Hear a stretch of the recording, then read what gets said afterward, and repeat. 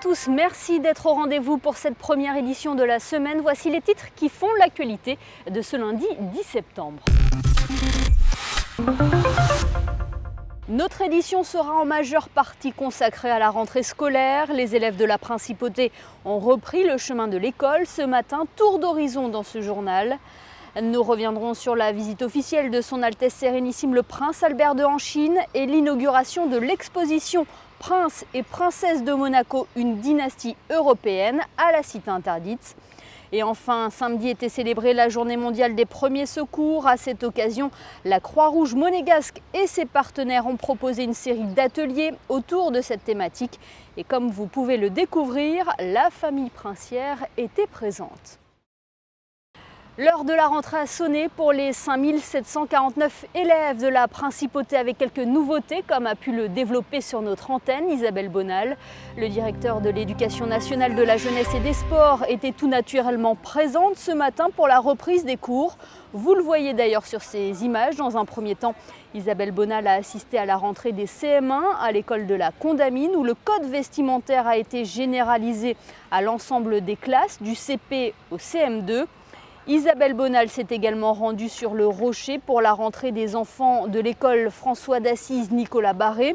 Elle a tout d'abord rendu visite aux jeunes enfants de maternelle avant d'assister à l'appel des collégiens de l'établissement privé. Restons justement sur le Rocher où Christine Datomel a elle suivi la rentrée des 6e du collège FANB. Voyez son reportage. Ce sont 364 enfants accompagnés de leurs parents qui ont fait leur entrée au collège FANB ce lundi. Et si les élèves des classes de 4e et 5e sont accoutumés des lieux, les petits nouveaux venus tout droit des bancs de l'école découvrent pour la première fois l'établissement et ses codes. Une étape importante, mais toujours un peu stressante pour les enfants qui font leur entrée en 6e. Un peu stressée. Comment c'est pour toi le collège ? Ça a l'air bien, mais en même temps bien, mais en même temps ça stresse beaucoup. Parce qu'on ne peut pas savoir quelle classe on va avoir et si on va être avec nos copains. Qu'est-ce que c'est qui te stresse ? Que je dois changer de classe toutes les 1 heure, j'ai peur de me perdre.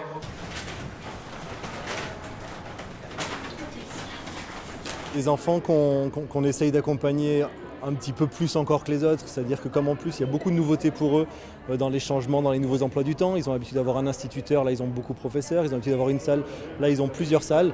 Donc c'est vrai qu'on est là pour les accompagner les premières semaines, on fait les tours avec eux, on les emmène, les professeurs les suivent. C'est une nouvelle aventure, c'est une nouvelle école, c'est des nouvelles découvertes, des nouveaux professeurs, des nouvelles matières, des nouvelles aventures. Mais voilà, c'est une belle chose. Je crois qu'elle le prend avec beaucoup de stress et d'inquiétude, mais ça va bien se passer. Alors justement, votre fille stresse un peu. Est-ce que vous stressez, par exemple, pour les devoirs ? Non, pas trop. Même si on espère qu'il ne va pas y avoir trop de devoirs à gérer, on l'a assez motivée et on sait qu'elle le fait avec beaucoup d'engagement. Donc non, pas trop d'inquiétude. Et si l'établissement continue de suivre la réforme du collège qui a été mise en place il y a 2 ans, quelques nouveautés font leur apparition cette année.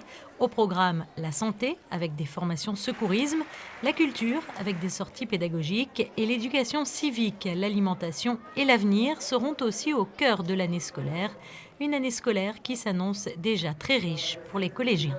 C'est un mot important dans la vie de l'adolescent parce que c'est un peu plus autonomique par le passé, on les laisse un petit peu plus libres, ils ont des heures pour se déplacer dans les couloirs entre les cours, donc c'est vrai qu'on est obligé aussi de les accompagner, mais on s'y fait très vite, ils s'y font très vite et on ne perd pas beaucoup d'enfants.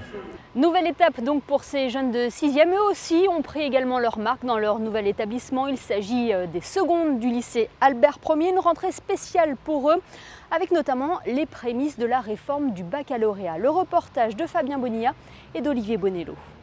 Aujourd'hui, c'est votre rentrée en classe de seconde. C'est une année qui est importante pour vous. J'allais dire, c'est un tournant dans votre scolarité puisque les années collège sont terminées.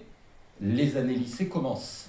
874 élèves au total au lycée Albert Ier, dont 269 qui rentrent cette année en seconde avec une moyenne de 27 élèves par classe, soit 10 classes de seconde. Tous ces jeunes viennent de quitter le premier cycle pour intégrer le second cycle, autrement dit le lycée. On est en train de grandir comme élèves et c'est une nouvelle rentrée, c'est un nouveau bâtiment, on retrouve tous nos amis et voilà. T'as stressé un petit peu avant d'entrer là ? Un peu, mais en fait c'est pas la rentrée en soi qui me gêne, c'est plus vraiment le changement de bâtiment et les cours en général. Et là tu vas t'y donner à fond, tu penses ? Bah il faut, on est là pour ça, non ? Ça fait 4 ans qu'ils sont au collège.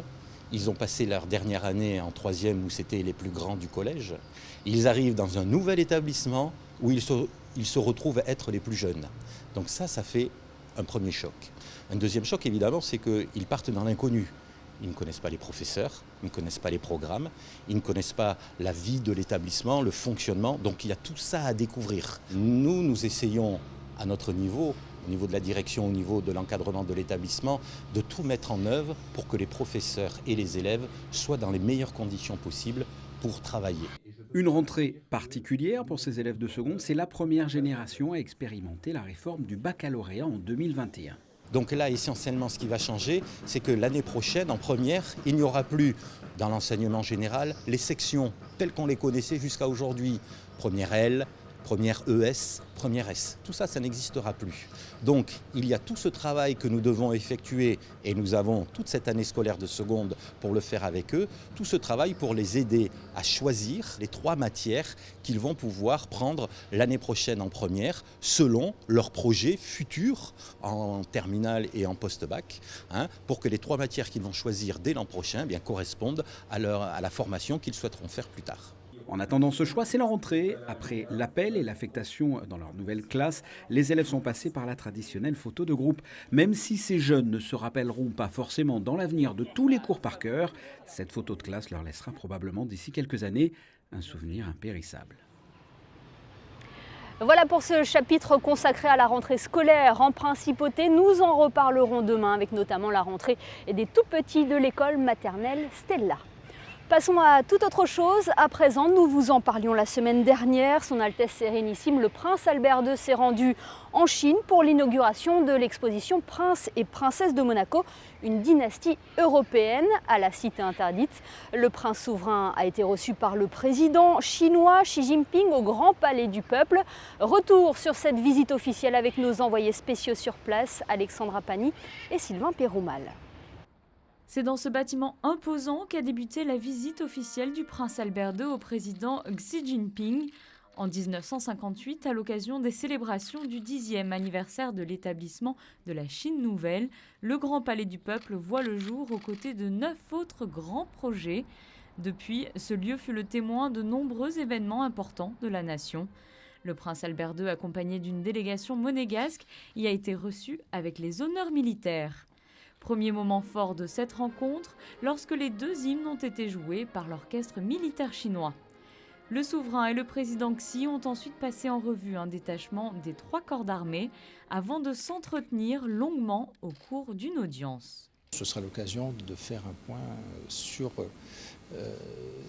nos relations, qu'elles soient dans le domaine culturel, comme cette exposition, qu'elle soit dans le domaine économique, comme la présence du Monaco Economic Board et de ces entretiens qu'ils auront avec leurs homologues chinois.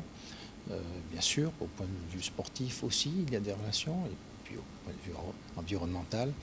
J'avais déjà pu évoquer certains sujets liés à l'environnement avec le président Xi Jinping lors d'une autre visite il y a 4 ans pour les Jeux de la jeunesse.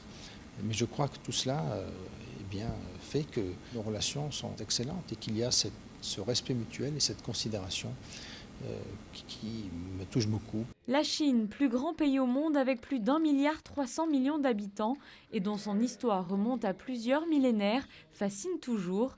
La principauté de Monaco a noué officiellement des relations diplomatiques avec l'Empire du Milieu en 1995. Et depuis, de nombreux événements réunissant ces 2 pays voient le jour chaque année. L'important était d'abord d'installer d'installer Monaco en tant que pays, État souverain, de montrer qu'on a cette crédibilité sur le plan culturel, sur le plan économique, et que encore une fois, aussi petit soit notre territoire, on peut tout à fait apporter aussi, au-delà des échanges qui peuvent être noués, on peut apporter aussi une pierre à cet édifice et construire une vraie relation avec ce grand pays qu'est la Chine. C'est notamment le cas dans l'environnement, puisque avec la fondation du Prince Albert II, on développe depuis plusieurs années maintenant de nombreux projets. Après les traditionnels échanges de cadeaux, le Prince Albert II s'est ensuite rendu à quelques pas du Grand Palais du Peuple, sur la place Tiananmen. Comme le veut la tradition, le souverain a ainsi déposé une couronne de fleurs au pied du monument dédié aux héros du peuple. Une grande opération d'information et de sensibilisation était organisée le week-end dernier à l'espace Fontvieille à l'occasion de la journée mondiale du premier secours. La Croix-Rouge monégasque et ses nombreux partenaires ont proposé des ateliers autour de la thématique du secours et de la sécurité routière. La famille princière était présente. Plus de détails dans ce reportage signé Patricia Navarro et Serge Prémont. 90 bénévoles mobilisés, une dizaine d'ateliers, des exercices grandeur nature et la famille princière au premier rang pour montrer l'exemple. La journée mondiale des premiers secours a donné lieu à une belle manifestation populaire sous et autour du chapiteau de Fontvieille. Des opérations de désincarcération conduites par les sapeurs-pompiers de Monaco aux ateliers du code de la route en passant par le parcours à vélo ou le crash test, le maître mot était l'apprentissage dans une ambiance familiale. C'est vrai que c'est un sujet qui peut être tragique des fois. Maintenant, ce sont des gestes très simples qui peuvent s'apprendre dès le plus jeune âge. Et donc, c'est vraiment important de venir les faire. Et il faut que ça soit aussi dans une bonne ambiance parce que c'est pas du scolaire en fait, et plus c'est détendu, plus on dédramatise en fait les circonstances, et plus en fait les gens vont pouvoir se souvenir correctement de ce qui a été réalisé sur tous les gestes et tous les ateliers. Et les messages sont visiblement bien passés si l'on en croit le public de tous âges venu prendre part à cette journée. Les parents de ma copine m'ont forcé à venir pour apprendre les premiers gestes, du coup pour secourir les personnes qui en auraient besoin éventuellement. On n'est jamais à l'abri de blessures ou de tragédies, donc c'est pour pallier à cette éventualité. Voilà. Alors vous avez été forcé de venir, mais ça se passe plutôt bien, c'est intéressant. Ouais, franchement j'ai bien apprécié les activités. C'était un peu bon enfant, d'ailleurs il y a beaucoup d'enfants. Tout le monde s'est bien amusé et je pense qu'on a appris en s'amusant. Mon mari est pompier, elle baigne dans ce milieu-là, donc mes filles baignent dans ce milieu-là. Mais c'était important pour moi qu'elles puissent découvrir aussi ce que c'est que la prévention pour les gestes de premier secours et la prévention, la sécurité routière, etc. Il y a le code de la route, il y a le permis pour le vélo et plein d'autres choses qui sont vraiment géniales. Tu trouves que c'est important de sensibiliser les jeunes au premier secours, au code de la route ? Oui, c'est important parce que si nous avons un problème, ils nous ont tout expliqué et c'est vraiment bien. J'ai soigné une personne inconsciente. Alors quels sont les gestes importants à faire ? Déjà, un, c'est d'appeler les secours. Et deux, c'est de le tourner vers le côté. Et pour ceux qui n'auraient pas pu participer à cette animation mise en place lors de la Journée mondiale des premiers secours, la Croix-Rouge monégasque propose tout au long de l'année des formations pour le grand public. C'est notre mandat en tant que Croix-Rouge monégasque d'assurer la formation du grand public avec une stratégie globale, secourisme et soins d'urgence voulue par le gouvernement princier. La Croix-Rouge est un des maillons de cette chaîne. On forme dans les écoles 100% des collégiens. On développe un centre de formation ouvert aux entreprises. Là aussi, l'objectif est d'augmenter le nombre de personnes qui fréquentent la principauté, capables de transmettre un message d'alerte complet et d'agir en attendant l'arrivée des sapeurs-pompiers et des secours professionnels. Une telle journée de sensibilisation n'avait plus été organisée depuis le début des années 2000. Face au succès rencontré cette année, cette opération pourrait être renouvelée dans un futur proche. Voilà pour l'essentiel de l'actualité en principauté, marquée notamment par la rentrée scolaire à Monaco et le déplacement officiel de son Altesse Sérénissime le Prince Albert II en Chine. Découvrons à présent ensemble les prévisions météo pour ce début de semaine. C'est une belle journée ensoleillée qui est prévue mardi. Il soufflera une légère brise et les températures seront comprises entre 21 et 27 degrés. Mercredi, retour de quelques nuages qui voileront par moments le soleil.